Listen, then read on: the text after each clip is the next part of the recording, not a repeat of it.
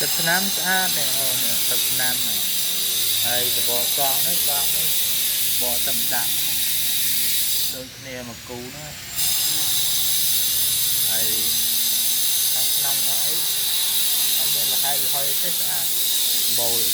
ខាងក្នុងដបូលអីស្អាតតែគេកាត់គេធ្វើផ្លូវគេជីកធ្វើលូចឹងវាខ្លាំងថ្នាំមានរបបមានល្បាយនេះស្អាត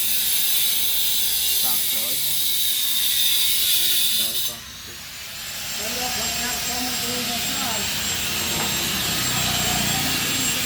តបថ្មីតាមលេខ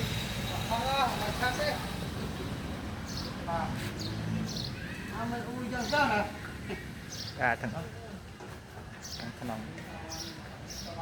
ចាក់អីថ្ងៃមានបែកមានអីលេខកូដទៀតហើយ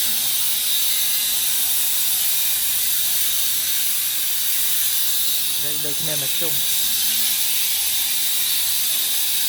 មានតំណាលតាឡូមានពុកចំពុកក៏មានដែរតែបោះបោកទឹកទៅឲ្យហត់ទៅបានដាក់